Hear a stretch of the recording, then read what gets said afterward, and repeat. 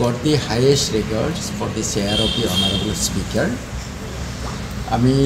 মই কাকো মাৰিব যোৱা নাই, কাকো তই বুলি কোৱা নাই, কাৰো মাইক ভাঙি দিম বুলি কোৱা নাই। তেনেকুৱা আচৰণ কৰা মানুহ সদস্য আছে। তো এতিয়া বাকী আৰু অধ্যক্ষ মহোদয়ৰ বিবেচনা দিম। এই ক্ষেত্ৰতে মই আৰু এটা কথা যোগ দিবই লাগিব। আমি সকলো একোজন বিধায়ক ৩-৪ লাখ মানুহৰ প্ৰতিনিধি, আৰু সেয়েহে বিধায়কৰ শব্দটো উচ্চাৰণ কৰাৰ আগতে সদায় অনাৰেবল। মোৰ নামৰ আগত অনাৰেবল নহয়, কিন্তু MLA বুলি কওঁতে সদায় আগত অনাৰেবল, কাৰণ আমাৰ গণতান্ত্ৰিক প্ৰজাতান্ত্ৰিক দেশখনত ৩-৪ লাখ মানুহক আমি প্ৰতিনিধিত্ব কৰোঁ। সেই ৩-৪ লাখ মানুহৰ প্ৰতি সন্মান প্ৰদৰ্শন কৰিবলৈকে বিধায়ক শব্দটোৰ আগত অনাৰেবল শব্দ ব্যৱহাৰ কৰা হয়। আমাৰ বিধানসভাত অতি দুৰ্ভাগ্যজনক, আমাৰ উপাধ্যক্ষ নুমল মমিন ডাঙৰীয়াৰ আচৰণ অত্যন্ত ৰূপ। তেওঁ বিধানসভাত বিধায়কসকলক হয় তেওঁ ছাৰ্ভেণ্ট বুলি ভাবে, নহয় তেওঁ ৰজা আমি প্ৰজা বুলি ভাবে, নহ'লে তেওঁ কোনোবা স্কুলৰ হেডমাষ্টাৰ আমি ছাত্ৰ বুলি ভাবে। আৰু বোধহয় আজিকালি হেডমাষ্টাৰেও বোধহয় ছাত্ৰসকলক এই ধৰণৰ দূৰ ব্যৱহাৰ নকৰে, এই ধৰণৰ ধমকিয়াই নাথাকে। গতিকে সেই কথাটো চাব লাগে।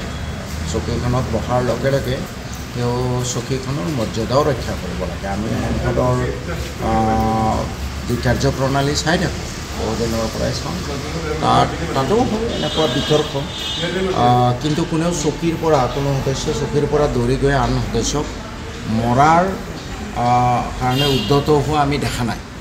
তাৰপিছতো তেওঁ সদস্য হৈ আছে।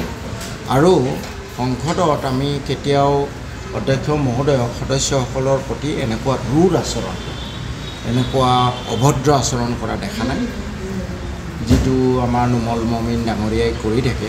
তেওঁ ব্যক্তি হিচাপে তেখেতৰ কথাটো কৈছোঁ। তেওঁ প্ৰধান শিক্ষকৰ যেন কোনোবা স্কুলৰ হেডমাষ্টাৰ হিচাপে আমাক ধমকিয়াই আছে। এই কথাটো অলপ চাবলগীয়া। আমি সংসদত সদায় চাওঁ অনাৰেবল MP সাহেব, অনাৰেবল অমুক, বাইটিয়ে ছাছপেণ্ড কৰিব পাৰে। তাৰ অৰ্থ এইটো নহয় যে ধমকিয়াই থাকিব, এইটোও ভাল কথা। নাজানো আৰু খাৰিজ হ'লেতো কৰিবলগীয়া একো নাই। কিন্তু কথাটো হ'ল যে এই সদনত কোনোবা এজন সদস্যই অতি দৃষ্টিগতভাৱে তোৰ মাইক ভাঙ দিম, বান্দৰ, তোৰ কথা ক'বলৈ নিদিওঁ, আৰু দৌৰি আহিছে মাৰিবলৈ। তাৰপিছত তেওঁৰ বিৰুদ্ধে কি ব্যৱস্থা লোৱা হয়, সেইটো অসমৰ ৰাইজে চাব। Got the highest regards for the chair of the honourable speaker.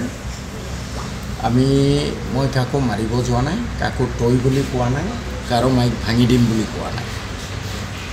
তেনেকুৱা আচৰণ কৰা মানুহ সদস্য আছে। তো এতিয়া বাকী আৰু অধ্যক্ষ মহোদয়ৰ বিবেচনা দিম। এই ক্ষেত্ৰতে মই আৰু এটা কথা যোগ দিবই লাগিব। আমি সকলো একোজন বিধায়ক ৩-৪ লাখ মানুহৰ প্ৰতিনিধি, আৰু সেয়েহে বিধায়কৰ শব্দটো উচ্চাৰণ কৰাৰ আগতে সদায় অনাৰেবল। মোৰ নামৰ আগত অনাৰেবল নহয়, কিন্তু MLA বুলি কওঁতে সদায় আগত অনাৰেবল, কাৰণ আমাৰ গণতান্ত্ৰিক প্ৰজাতান্ত্ৰিক দেশখনত ৩-৪ লাখ মানুহক আমি প্ৰতিনিধিত্ব কৰোঁ। সেই ৩-৪ লাখ মানুহৰ প্ৰতি সন্মান প্ৰদৰ্শন কৰিবলৈকে বিধায়ক শব্দটোৰ আগত অনাৰেবল শব্দ ব্যৱহাৰ কৰা হয়। আমাৰ বিধানসভাত অতি দুৰ্ভাগ্যজনক, আমাৰ উপাধ্যক্ষ নুমল মমিন ডাঙৰীয়াৰ আচৰণ অত্যন্ত ৰূপ। তেওঁ বিধানসভাত বিধায়কসকলক হয় তেওঁ ছাৰ্ভেণ্ট বুলি ভাবে, নহয় তেওঁ ৰজা আমি প্ৰজা বুলি ভাবে, নহ'লে তেওঁ কোনোবা স্কুলৰ হেডমাষ্টাৰ আমি ছাত্ৰ বুলি ভাবে। আৰু বোধহয় আজিকালি হেডমাষ্টাৰেও বোধহয় ছাত্ৰসকলক এই ধৰণৰ দূৰ ব্যৱহাৰ নকৰে, এই ধৰণৰ ধমকিয়াই নাথাকে। গতিকে সেই কথাটো চাব লাগে। চকীখনত বহাৰ লগে লগে তেওঁ চকীখনৰ মৰ্যাদাও ৰক্ষা কৰিব লাগে। আমি সংসদৰ যি কাৰ্যপ্ৰণালী চাই থাকোঁ, বহুদিনৰ পৰাই চাওঁ, তাতো হয় এনেকুৱা বিতৰ্ক। কিন্তু কোনেও কোনো সদস্য চকীৰ পৰা দৌৰি গৈ আন সদস্যক মৰাৰ কাৰণে উদ্যত হোৱা আমি দেখা নাই। তাৰপিছতো তেওঁ সদস্য হৈ আছে।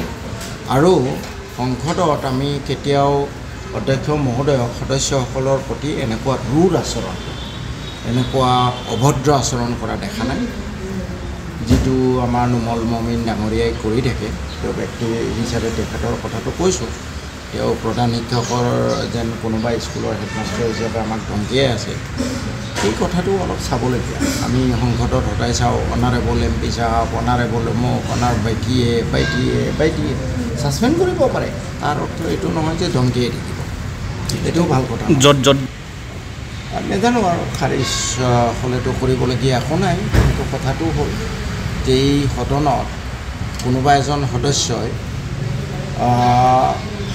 অতি দৃষ্টিগতভাৱে তোৰ মাইক ভাঙ দিম বান্দৰ তোৰ কথা ক'বলৈ নিদিওঁ আৰু দৌৰি আহিছে মাৰিবলৈ তাৰপিছত তেওঁৰ বিৰুদ্ধে কি ব্যৱস্থা লোৱা এইটো অসমৰ ৰাইজে চাব